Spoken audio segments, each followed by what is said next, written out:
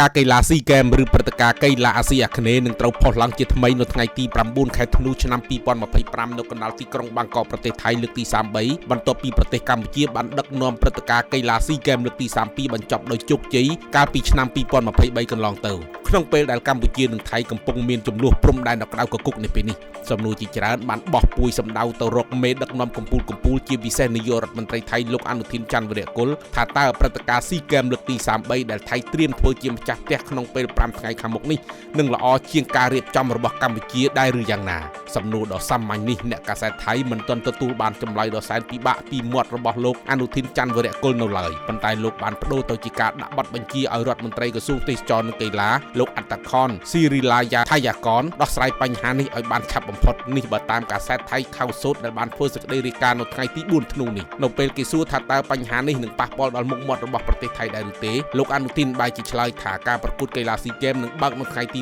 9ខែធ្នូខាងមុខនេះខណៈរូបលោកក៏នឹងចូលរួមក្នុងព្រឹត្តិការណ៍នេះដែរដោយសារតែមានព្រះរាជវត្តមានរបស់ព្រះមហាក្សត្រប៉ុន្តែនៅពេលគេលើកពីការរិះគន់ថាព្រឹត្តិការណ៍ស៊ីហ្គេមនេះអន់ជាងការរៀបចំរបស់កម្ពុជាលោកអនុทิនបែរជាសួរត្រឡប់ទៅវិញថាតើនរណានិយាយបែបនេះនៅពេលដែលកីឡានេះមិនទាន់កើតឡើងផងនោះដោយឡែកការចោទសួរពីការរៀបចំទាំងទស្សនីយភាពដោយការប្រើប្រាស់បញ្ញាសិប្បនិម្មិត AI លោកអនុทิនឆ្លើយដាក់លោកធម្មនាថព្រំផៅដែលជាអធិការកិច្ចក្រសួងទេសចរនិងកីឡាថាគាត់នឹងធ្វើកិច្ចការនេះឲ្យបានពេញលេញប្រឈមនឹងសំណួររិះគន់ជាច្រើនលោកអនុทิនដោះសារថាទីតាំងដែលត្រូវបានជ្រើសរើសដើម្បីរៀបចំព្រឹត្តិការណ៍កីឡាដ៏សំខាន់នេះកាលពីដំបូងគឺស្ថិតនៅស្រុកហាត់យ៉ៃខេត្តសង្ខ្លាឯណោះទេប៉ុន្តែជាអកុសលទីតាំងនោះកំពុងប្រឈមនឹងទឹកជំនន់ដ៏អាក្រក់នៅពេលនេះក្នុងពេលដែលពលរដ្ឋថៃកំពុងអ៊ុតមើលព្រឹត្តិការណ៍ស៊ីហ្គេមរបស់ខ្លួនដែលនឹងលេចឡើងនៅ5ថ្ងៃខាងមុខកម្ពុជាឯនេះវិញកាលពីថ្ងៃទី5ខែឧសភាឆ្នាំ2023កន្លងទៅបានធ្វើឲ្យកក្រើកឆាកអន្តរជាតិតាមរយៈភាពជោគជ័យនៃការដឹកនាំព្រឹត្តិការណ៍កីឡាអាស៊ីអាគ្នេយ៍ដែលខ្លួនបានទន្ទឹងរង់ចាំអស់រយៈពេលជាង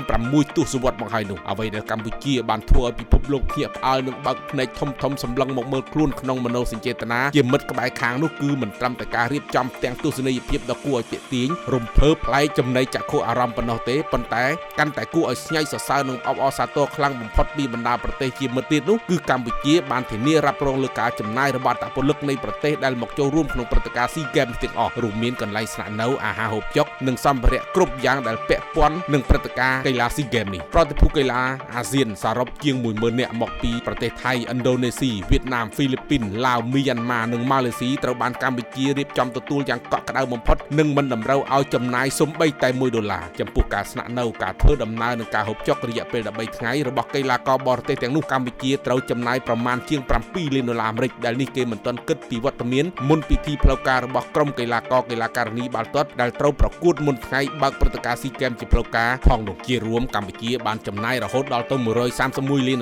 សម្រាប់ការរៀបចំព្រឹត្តិការណ៍កីឡាស៊ីហ្គេមទាំងមូលបូករួមទាំងកន្លែងស្នាក់នៅអាហារហូបចុកនិងសម្ភារៈគ្រប់យ៉ាងរបស់កីឡាករបរទេសសម្រាប់ព្រឹត្តិការណ៍កីឡាស៊ីហ្គេមនេះក្រោមការយកចិត្តទុកដាក់បំផុតដើម្បីលើកមុខមាត់ប្រទេសជាតិមុនព្រឹត្តិការណ៍កីឡាស៊ីហ្គេមមកដល់នៅថ្ងៃទី25ខែមេសាឆ្នាំ2023សម្ដេចអគ្គមហាសេនាបតីតេជោហ៊ុនសែនដែលជានាយករដ្ឋមន្ត្រីនៅពេលនោះបានប្រកាសថាកម្ពុជានឹងមិនយកលុយពីការចូលរួមប្រកួតកីឡាស៊ីហ្គេមលើកទី32នៅកម្ពុជាឡើយទោះបីជាគោលការណ៍ប្រតិភូកីឡាស៊ីហ្គេមតម្រូវឲ្យកីឡាករដែលចូលរួមក្នុងម្នាក់ត្រូវបង់លុយចំនួន